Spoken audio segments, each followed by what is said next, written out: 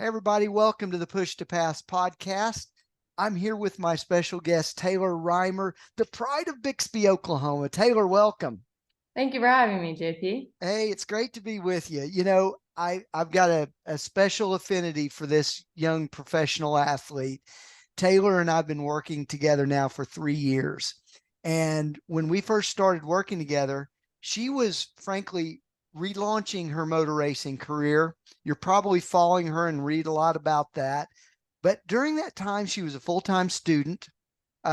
She was cheering at the University of Oklahoma, champion cheerleader, full time student, and starting to race all over again in a very competitive area, which is midget car racing nationally. So it's been a wonderful relationship. Now she's full-time racer, college graduate, and has a national sponsor in Buzzballs. And we've got some new announcements coming up here at the beginning of the year. So I've got a lot of respect for what this young lady's doing. So let's get to know her a little bit more today.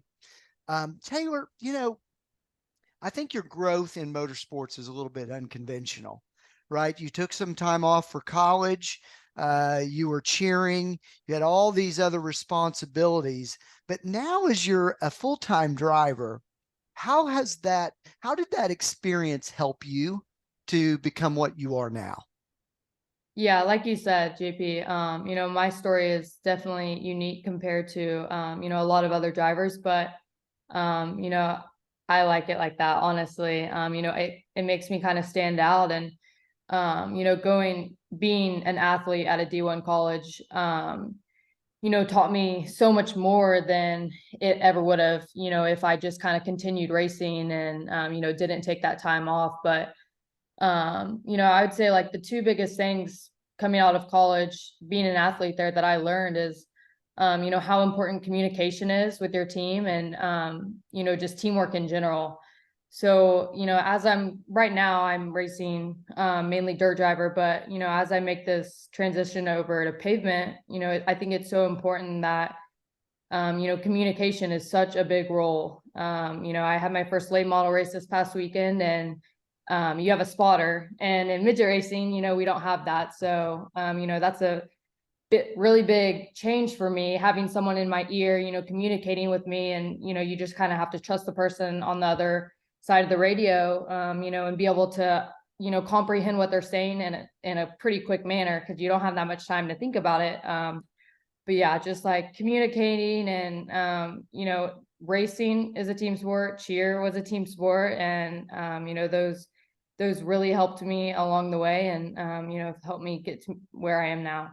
And probably there's probably obviously you missed track time, right? Because you weren't doing this, but there's probably some maturity that came along the way that was helpful to you as well, right? Yeah. Yeah, absolutely. It's just, it's been a long ride, and I think, it's been a little more difficult for me to kind of pick it up as Mhm. quickly, as I need to, just because I took that long off. But on the other aspect of it, I feel like I have a little bit more maturity than, maybe some of the other drivers that didn't have the opportunity or, just didn't choose to go to college. But I think either path it works. Mhm. I'm completely fine with the way I did it, and that's just how it played out. And you and I talk about this a lot, right? You're running your race. You're Yeah. running your professional race and your professional journey. It isn't someone else's. It's not their path. It's not the way they do it. And as we've talked, you're making a lot of decisions now as a professional athlete. So let's talk about that. I mean, you were the first athlete signed for a national, now multi-year agreement with Buzzballs. Now you're in your third year of that program. What do you kind of enjoy most about representing the brand in the Buzzballs program? Yeah. It's been amazing, and I'm so grateful for you and being able to, connect me with Buzzballs, and just to have them as a partner is, really important to me. And I think it also shows a lot that, they've came back, they've trusted me, they've followed along with me. And now as I'm making this transition to pavement, they believe enough in me to want to sponsor me for next year. So, it's been such a cool experience to, get to represent their company. And like you said, they're also growing too. Right. So, they're like, they've grown exponentially over the last couple of years. And that's kind of what I'm trying to do in motorsports too, is grow myself. So it's really cool to be able to, get that process with them. Yeah, we've got that trajectory going the same way, and it's been great. I think the thing that I've enjoyed a lot about that relationship as well is for us to periodically have business meetings with them. You and I and that Buzzballs team talking about, hey, what's important? What do the activations look like? Are we dialing up personal appearances? Are we dialing up social media? What's important to you right now is such a big part of the sponsorship. Buzzballs or any sponsor, they're not here to support you necessarily. They are, but man, they want to move product. They want to improve brand. And sometimes I think that's just such an important aspect of this to think about. Yeah, definitely agree. So what have you learned about this responsibility, your in-person appearances, your social media, your branding? You've got to make sure your logos are in the right spot when we're doing designs for your suit or the car. What kind of You've got a responsibility now to that brand as you what goes through your mind as you're thinking about that, and what have you learned from it? Yeah. So, I'll kind of take it back to college. Whenever I started cheering at the University of Oklahoma, one of our main roles is being an ambassador for our football program, basketball program, whatever we do. Whenever we put on our uniform and we go out and cheer, we're representing the university in, multiple ways. And you have young girls, just like in racing, that see you in a race suit, or I have young girls that would come up to me and want pictures in a cheer uniform, and they're dressing up for Halloween, for instance. As a little cheerleader, it kind of is just important to, remember that you always have someone, looking up to you. And it's so important to represent your team and your sponsor and anyone that is backing you, to the best of your ability. How many times do we see that where an athlete makes a misstep in Mhm. their responsibility? They're not mature enough to recognize the impact that could have on their career if they make those missteps. You've done a great job with them. That's awesome. Yeah, I absolutely agree with that.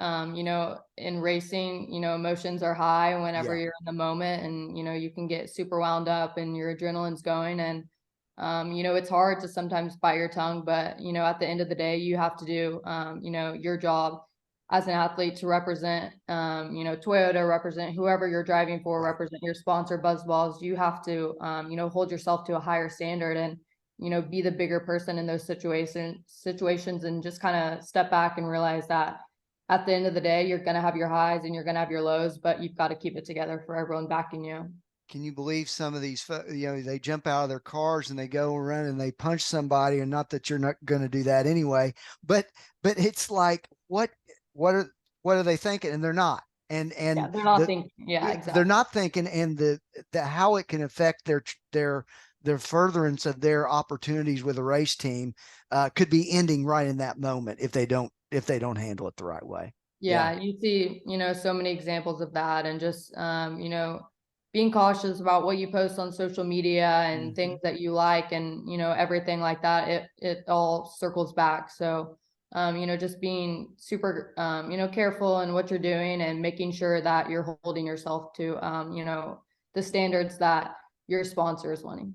And we talk about that, the alignment of the values between the sponsor and the driver is so important. And well, that's why this is a good fit. Hey, let's talk about 2024 a little bit. Not to, I mean, we've got a lot of focus on what they call the silly season of people doing different things and deciding what they're going to do. What can you tell us now about next year and what the plans are? We've got big plans. We want to go to the top, but kind of what's the next step for you that you can reveal or talk about today? Yeah, so I mean, I don't think we're like holding anything back for next year, and somewhat like announcing it or anything. But I've as I've gotten back into motorsports, my goal has always been, to race in NASCAR, even when I was kind of out of it. As a little girl, that was always my goal, was, to be a NASCAR driver. And then taking that time off, and then, getting back into the into dirt, it's still to be, a NASCAR driver one day. And so I think for us, the next step is, I grew up racing dirt, but, ultimately NASCAR is pavement. So, you've eventually got to make the switch. And I think after doing midgets for a couple years and, building up my racecraft and, kind of just getting back in the seat and figuring, my style out, I think, it's our time to kind of switch over and do some pavement stuff next year. So, we're going to do a lot of late model stuff. That's, the plan right now is just to get seat time on asphalt, because, it's a whole different world from dirt. The racecraft, can somewhat, you can compare, but other than that, like, it's a totally different world. So, we're gonna do a lot of late model stuff, and, we'll do, maybe a couple ARCA races, the dirt ones, just cause, I grew up doing dirt. So, but yeah, I think just And we'll kind of, sprinkle in a few midget races along the way. Some of the big stuff, maybe, BC 39, some things like that, probably, yeah, if it yeah, works. we thought about that. That was the original plan, was, to go back and do, another season of dirt. But, kind of as I've talked with some people, at the end of the day, it's hard to be, you've seen people go through the ranks of switching. You've seen Kyle Larson do it. You've seen Christopher Bell do it. And, at the end of the day, if my goal is asphalt, I don't know how it's not going to be beneficial to be in a dirt car one week and then a pavement the next week. Yeah. So I've kind of really like sat back and talked with some people, and, some people that can help me develop as a driver. And, we've kind of realized that if I want to make it, if I want to be successful, the only way is, making that full switch and not being one door in and one door out. You're Yeah. 1 foot in the door and 1 foot out. So, as much as I love dirt and want to, I think right now I can always come back to it. But I think for next year, like, really focusing and keeping my head down and, figuring out the pavement side of things is the best thing for us right now. Awesome. Well, I'll tell you one thing, whatever it is, we're going places, and it's going to be one exciting ride, folks. Taylor, thanks so much for being with us on the podcast today and the video simulcast. We can't wait to follow you, and I can't wait to be along the ride with you. Thank you so much for being with us today. Yeah, thank you for having me, JP. Hey, folks, that's Taylor Reimer. The Bixby, Oklahoma product is doing great things in racing. We're so glad you could join us, and can't wait to talk to you next week on the Push to Pass podcast. So long, everybody.